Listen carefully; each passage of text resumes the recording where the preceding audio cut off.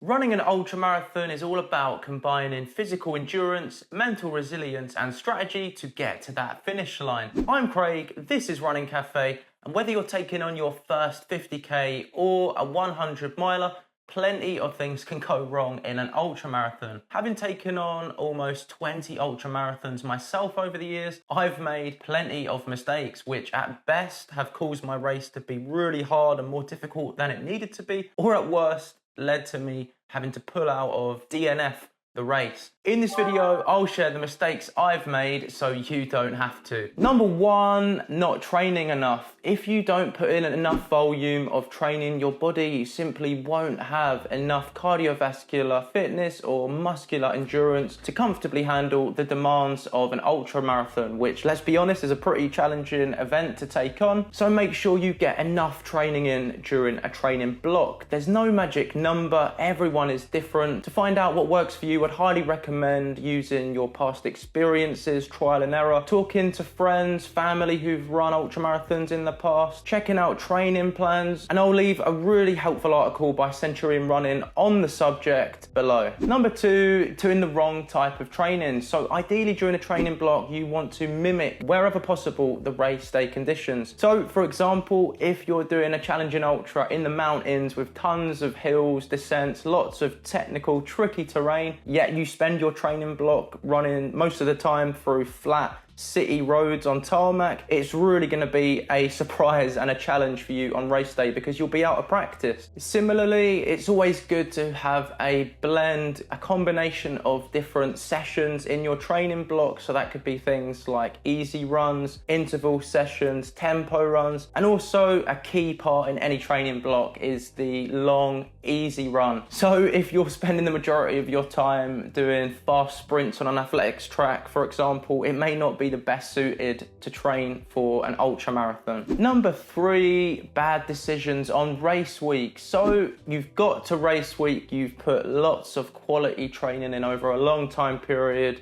you've been dedicated, committed, you're ready for the race. The last thing you want is to jeopardize your race day experience by making bad decisions. So these are things like running too much and being a bit knackered on race day, intentionally staying up really late a few nights of race week, pulling all-nighters for example, not getting enough sleep, or even things like drinking too much alcohol or eating lots of food which may cause stomach issues. You've put all the work in, it's definitely best to play it safe, be sensible on race week so you can rock up on the start line feeling comfortable and rested, ready to go. Number four, leaving logistics till the last minute. Now logistics, these are all the things required to get you to the race comfortable, ready to go on race day. So things like travel, accommodation, food. I would highly recommend as soon as you enter into a race, booking a hotel, an Airbnb, working out and having a plan for how you're going to travel to and from the race, seeing if there's any shops nearby to get pre-race and post-race food. If you don't sort these things early on, that will just be another task on your to-do list. And not only will you have that in your running life, you'll also have to think about that extra stress during your everyday life. And it's not the best use of your mental headspace. So get everything booked, planned as soon as possible, and then you can put that task to bed and you can just focus on what's important, which is training for your ultra marathon. Number five, not eating a decent breakfast on race day. So just like a Formula One sports car, we as runners cannot run on empty. I would highly recommend eating a very decent breakfast, easy to digest on race day, and you'll find that you start the race feeling comfortable, energetic, and ready to go. Personally, my pre-ultramarathon breakfast and what I do to make life easier is buy and put out the night before near my running gear in the morning, ready to eat porridge. So these are little containers, quite similar to a pot noodle container where all you need to do is peel off the top, chuck some hot water in, and away you go, you got yourself some porridge. Combine that with a banana, maybe a bit of bread and peanut butter if you want some extra calories in there, and you've got yourself a convenient, easy and tasty source of nutrition just before the race starts, ideally about 1 to 2 hours before starting off. Onto the race itself, starting too fast. Now we're all guilty of this one, regardless of whether it's an ultramarathon or a 5K or everything in between. It's easy to get caught up in the race starting excitement, that big wave of runners going out of the starting gates ready to achieve goals and dreams and aspirations. This is all fantastic, but it's really important to be mindful of your body, your pacing strategy, and with an ultramarathon, it really is a strategy. You've got to be thinking about yourself in the future at that start line. So definitely be mindful of your pace on the start line. Definitely don't go out too quick. If you go too fast in those early doors moments, you'll find yourself susceptible to fatigue, hunger, possibly an injury, none of which are conducive to a successful ultramarathon. Personally, if I'm doing a race like a 100K or a 100 miler, I like to stick to as close to being in zone 2 as possible in the early moments, and that seems to pay off really well. Next is spending too long at aid stations. Now, whilst aid stations are brilliant, they're a great mini goal to aim for during a race. They offer great social opportunities, the ability to stock up on nutrition, which is much needed. It's very important not to spend too long at a comfortable aid station, because that can make it more difficult to get out of the aid station, and also that could mean you then end up in a position where you're chasing cut-offs, and that's the last thing we want. And for the love of God, if you see a chair in an aid station, no matter how tired you are, just remember the phrase, beware of the chair. So instead, try and make your aid station visits as efficient as possible. Have a rough plan for what you're going to do beforehand, whether it's things like going to the toilet, stocking up your bottles, grabbing a handful of fruit, and get out of there as soon as possible. Moving on, neglecting hydration and food. So it's easy during an ultramarathon to get not only swept up in that starting gate excitement, but also to get so focused on the race itself, chatting to other runners around you, that sometimes you can forget to be as diligent and thorough with your nutrition as you had previously planned. So make eating and drinking a priority. I would always recommend to front load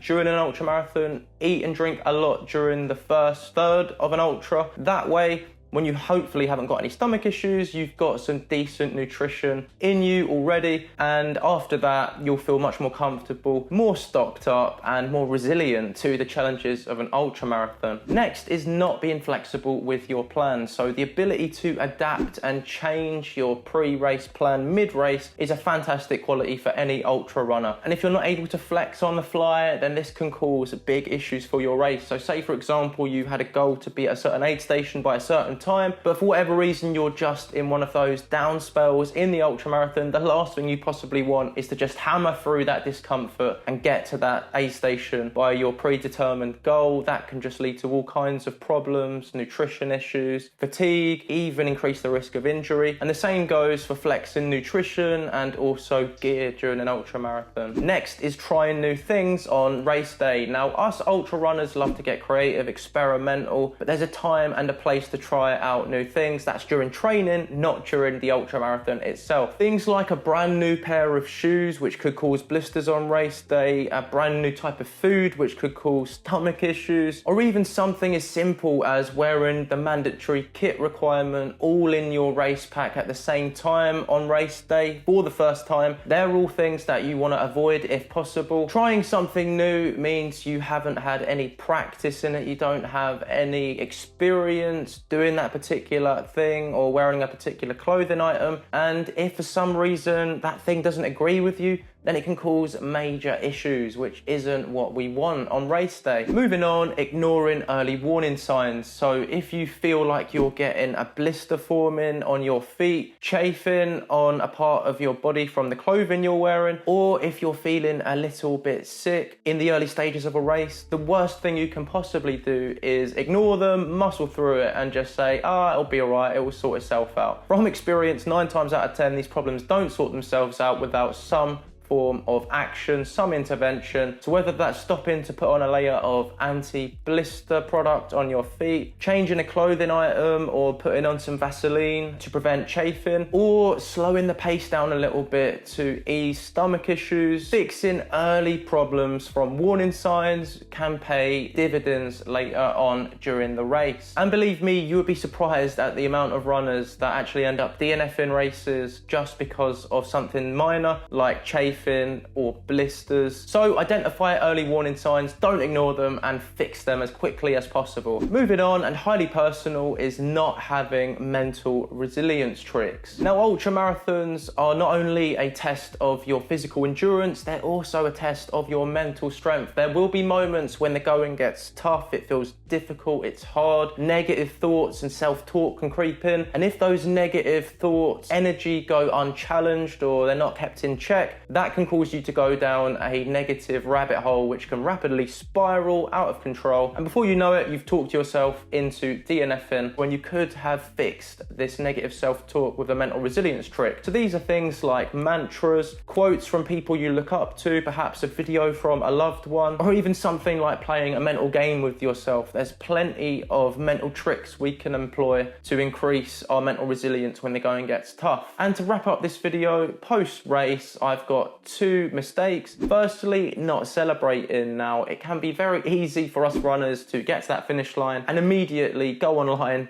look into and start booking other races onto the next big thing. But I'd highly encourage you to not sacrifice celebration. Instead, take a moment to enjoy achieving your goal, get into that finish line, soak it all in and enjoy the moment. After all, you've put in lots of hard work to get to the position where you've finished that ultra, and just take a moment to pat yourself on the back, chat to other runners at the finish line, connect with friends, family, and really congratulate yourself for that achievement. And the reason I say this is it's important to enjoy the moment at the end of an ultra, because then we can start associating the finishes with positive, fun, happy experiences. This can cause us to enjoy ultra running more, and then we'll feel more motivated and inspired to look towards the future, whatever our running goals may be. So always try and never skimp on your celebrations at the end of an ultra marathon. Last but not least, not reflecting on your ultra marathon performance. So whether you successfully finish your race or you end up pulling out of the race, not taking a moment to reflect on what went well, what didn't go so well, is leaving lots of missed opportunities and potential on the table which you could learn from, grow from, and take with you moving forwards to improve and become more self-aware as not only a runner but also a person. So I would highly recommend doing a small reflection exercise, whether it's with good old-fashioned pen and paper, a computer, or even just a mental one, to think about what did I do well during that race, what worked, things like nutrition, the gear you used, the pacing strategy, or what didn't work so well. So perhaps you weren't eating enough nutrition in the early third or second third of the race, or maybe you went off too quickly at the start line, which made things harder later on, or maybe you spent too long in aid stations, which meant your finish time was a lot slower than you initially hoped for. Taking a moment to reflect, learn, grow from your ultramarathon experience can pay you dividends as a person and as a runner moving forwards. There you have it. There were some common mistakes to avoid during an ultramarathon to finish